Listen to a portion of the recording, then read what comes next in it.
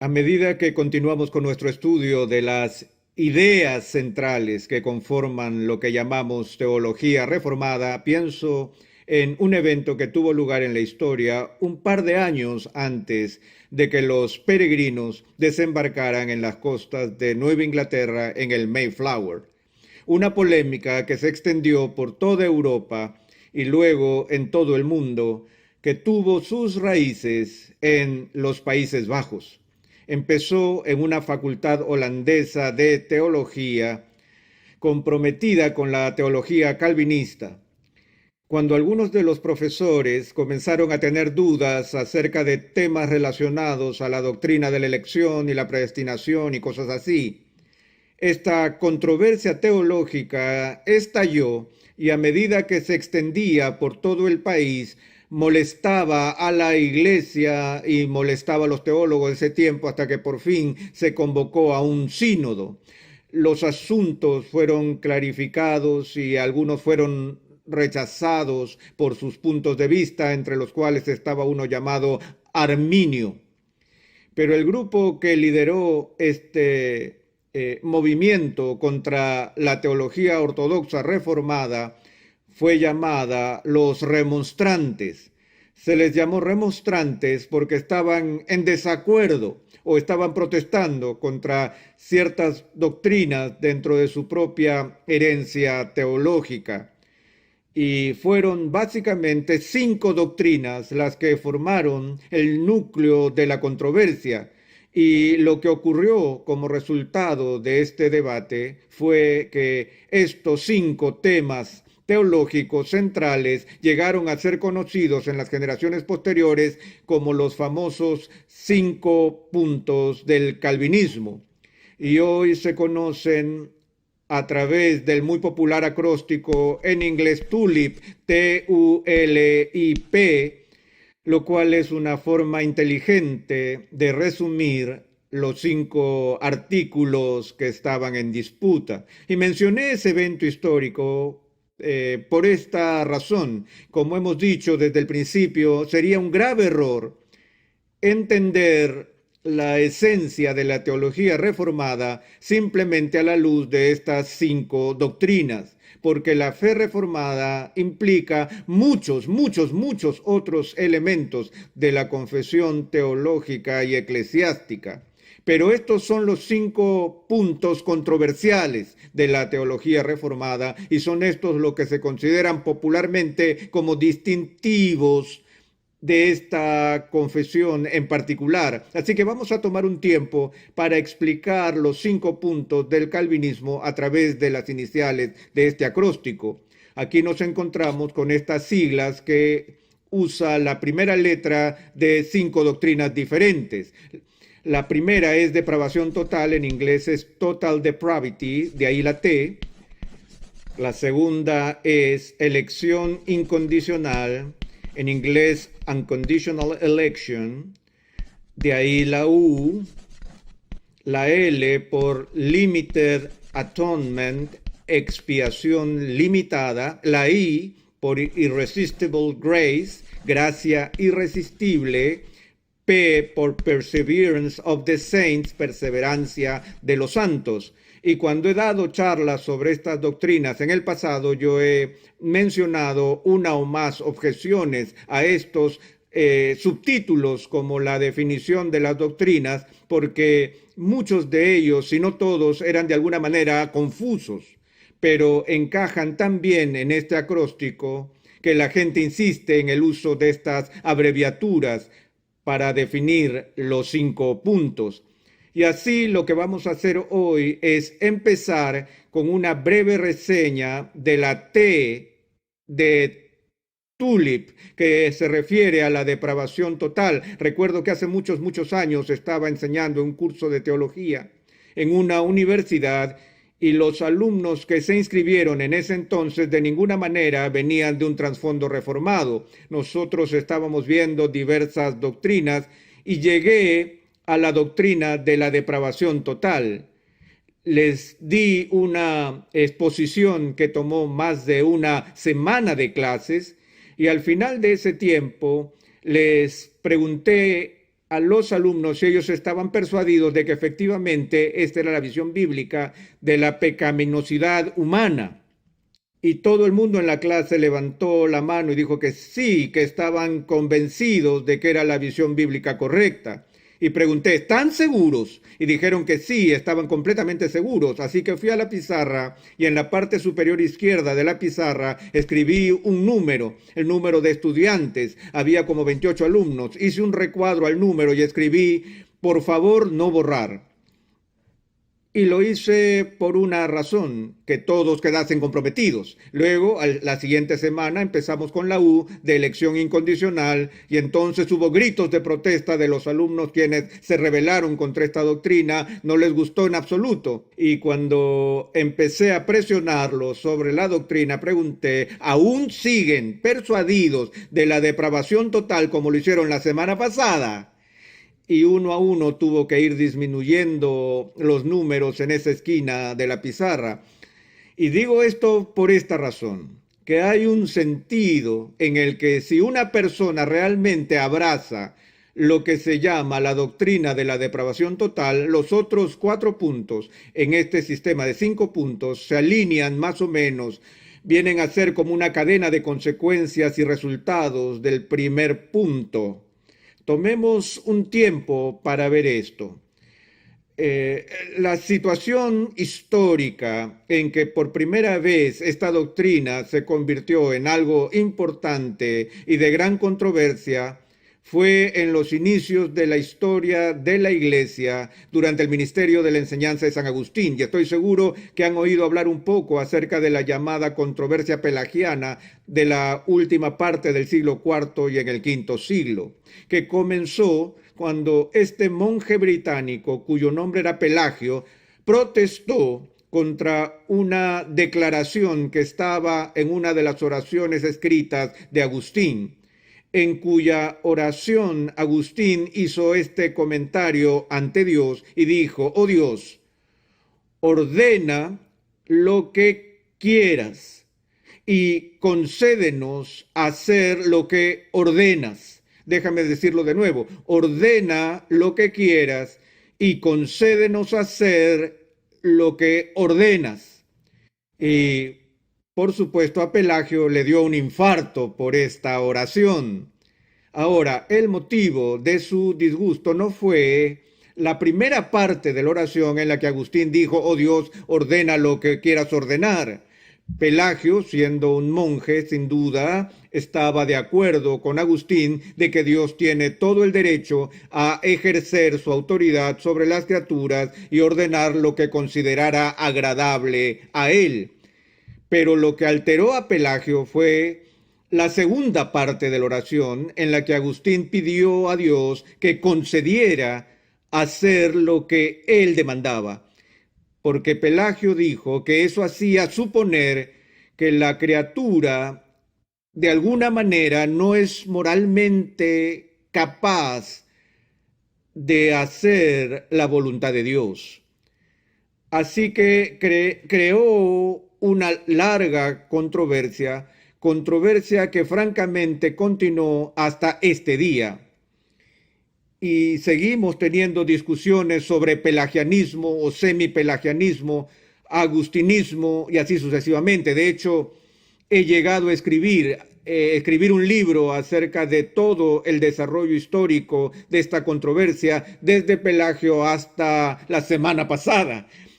Por eso, más adelante trataremos eso con mucho más detalle. Me gustaría tener una clase aparte solo para esa materia, pero a modo de introducción y de vista panorámica, este tema tiene que ver con la pregunta del pecado original. Y la doctrina de la depravación total refleja el punto de vista reformado del pecado original. Ahora, este término pecado original es a menudo malentendido en sectores populares. Algunos simplemente asumen que el término pecado original debe referirse al primer pecado, el original, el que todos hemos copiado en 1000 maneras distintas en nuestras propias vidas, que es el primer pecado de Adán y Eva. Pero ese no es lo que se conoce históricamente en la Iglesia por doctrina del pecado original. Más bien, la doctrina del pecado original define las consecuencias para la raza humana de aquel primer pecado. Y casi todas las iglesias que históricamente han tenido un credo, una confesión, han acordado que algo muy grave le pasó a la raza humana como consecuencia del primer pecado, que el primer pecado produjo pecado original, es decir, como resultado del pecado de Adán y Eva, toda la raza humana cayó.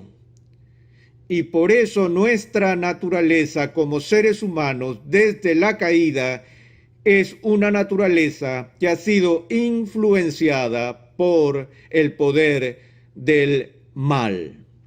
Como David declaró en el Antiguo Testamento: oh Dios, he aquí en maldad he sido formado y en pecado me concibió mi madre. Él no estaba diciendo que era pecaminoso que su madre y su padre tuvieran hijos, ni estaba diciendo que había hecho algo malo por haber nacido, sino que estaba reconociendo la condición caída del ser humano. Esa condición caída que fue parte de la experiencia de sus padres, esa condición caída que trajo él mismo a este mundo. Así que el pecado original tiene que ver con la naturaleza caída de la humanidad. La idea es que no somos pecadores porque pecamos, sino que pecamos porque somos pecadores. Somos por naturaleza pecadores. Todos hemos escuchado el axioma: no hay nadie perfecto. Podríamos mejorar un poco eso al decir no solo que nadie es perfecto, sino que nadie siquiera está cerca de la perfección. Y así la doctrina de la depravación total describe y define un punto particular del pecado original que tiene sus raíces en las enseñanzas de San Agustín. Y recuerden que Agustín fue el santo patrono del monasterio donde Martín Lutero fue formado en la fe y donde enseñó en Wittenberg. Él fue un monje agustino, y Agustín también fue el mentor más venerado de Juan Calvino, de modo que el pensamiento de Agustín tuvo una enorme influencia en la formación de la doctrina de la Reforma Protestante. Ahora, lo que la depravación total no significa en la tradición reformada es lo que llamamos depravación absoluta. Depravación absoluta. A menudo usamos el término total como sinónimo de absoluto o completo. Y así la noción de la depravación total evoca la idea de que cada ser humano es tan malo como esa persona podría ser. Y uno pudiera pensar en algún personaje malévolo de la historia como Adolfo Hitler y decir que sin duda no había ni una virtud redimible en ese hombre, pero sospecho que tenía algún afecto por su madre, y aún tan malvado como Adolfo Hitler fue, todavía se puede concebir un ser aún más perverso de lo que en realidad era.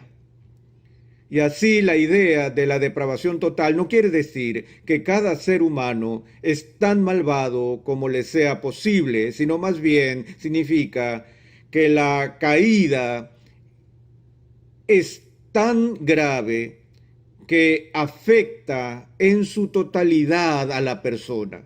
Nuestra naturaleza caída, que captura y oprime nuestra naturaleza humana, afecta a nuestro cuerpo. Por eso nos enfermamos y morimos.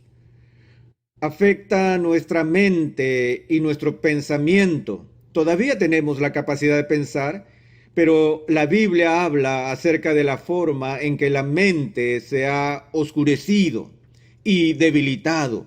La voluntad del hombre ya no está en su estado original del poder moral. La voluntad, según el Nuevo Testamento, está ahora en esclavitud. Estamos esclavizados a los malos impulsos y deseos de nuestros corazones. Y así la mente, la voluntad, el espíritu, la persona completa ha sido infectada por el poder del pecado. Una vez más, si eso es lo más lejos que llegamos con la definición de depravación total, la mayoría de las comuniones cristianas dirían sí y amén a esto. Es decir, la mayoría estaría de acuerdo en que estamos caídos y que la caída es una cosa seria y que la naturaleza humana que traemos a este mundo ha sido tan influenciada por el pecado que toca cada parte de nuestra naturaleza. De nuevo, la mayoría de los credos católicos o universales de la cristiandad afirmarían todo eso. Entonces el debate se torna en un asunto de grado. ¿Hasta dónde hemos caído? ¿Cuál es el grado de esta corrupción humana? Ahora, me gusta sustituir el término depravación total con mi designación favorita, que es la corrupción radical. Es un concepto que mis amigos encuentran muy fácil de recordar como su acróstico personal. Corrupción radical son mis iniciales al revés, pero en español, CR. Ellos se complacen por la facilidad con la que esto ayuda a su memoria, ya que tienen un modelo vivo delante de ellos de la corrupción radical. Recuerdo a un profesor de gimnasia que yo tenía en séptimo grado, cuando pasó lista el primer día y me llamó por mi nombre, RC, como me llamaban en la escuela primaria, y dijo, oh, Rudo Cabezón. Así que en ese instante tuve un nuevo apodo que probablemente no debería haber mencionado, ya que lo podría escuchar de nuevo en estos días. Pero la razón por la que usamos este término, a pesar de que no encaja con nuestra palabra tulip, sino que sería rulip, y, y nadie va a recordar eso, pero la razón por la que prefiero esto es por el término radical. De nuevo, hay otra de esas palabras que solemos utilizar de varias maneras en nuestra cultura, en particular en el ámbito político, en el que decimos a alguien que está en la izquierda radical o en la derecha radical o así sucesivamente, pero la palabra radical, irónicamente, tiene sus raíces en la palabra latina para raíz, que es la palabra rodex, y se puede traducir raíz o núcleo. Y la idea del término radical es algo que impregna la esencia de una cosa. No es algo que es tangencial o superficial, es decir, que yace en la superficie, sino que penetra en el núcleo del objeto. En una encuesta reciente realizada a evangélicos practicantes, la abrumadora mayoría de personas que respondieron a preguntas particulares en esta encuesta indicaron que estaban de acuerdo con la afirmación de que el hombre es básicamente bueno. Ahora, por lo general, esa frase básicamente bueno significa que la base o la esencia de la humanidad o el núcleo de una persona es bueno. Y aunque reconocemos que uno no es perfecto, que todos somos pecadores y que todos estamos dañados y manchados por diversas imperfecciones, el problema con el pecado, en la idea de que el ser humano es básicamente bueno, es que el pecado entonces es visto como accidental o periférico a la naturaleza humana. Y esto, por supuesto, era parte de la visión optimista de la humanidad que es esencial al humanismo histórico. El humanista reconoce que hay problemas, pero en el fondo lo que necesitamos es más educación, más ayuda del gobierno y así vamos a estar mejor y mejor y vamos a borrar esas manchas en la superficie que producen la delincuencia y otras formas de maldad. Y me pareció que cuando me enteré de esa encuesta, que tal vez lo que está pasando es que esos que están profesando ser evangélicos están tomando ejemplo de la naturaleza básica de la humanidad caída, más de la cultura que del punto de vista bíblico. La enseñanza reformada dice que la caída se extiende, penetra a la médula. La palabra que se utiliza para el núcleo realmente es una traducción de la palabra latina core, que significa ¿qué? Corazón. Esa es la idea, que nuestro pecado es algo que viene de nuestros corazones. Y en términos bíblicos eso significa desde el núcleo o centro de nuestra existencia. Así es que lo que se requiere para que seamos hechos conforme a la imagen de Cristo no es simplemente algunos pequeños ajustes o cambios de comportamiento, sino nada menos que la renovación desde el interior, nada menos que la regeneración, ser hechos de nuevo, siendo vivificados por el poder del Espíritu. Y así vemos que la única manera en que una persona puede escapar a esa situación radical es cuando el Espíritu Santo cambia el núcleo, cambia el corazón. Y aún ese cambio no vence al instante el pecado. La completa eliminación del pecado aguarda nuestra glorificación en el cielo. Veremos algunos aspectos más de esta doctrina en nuestra próxima sesión.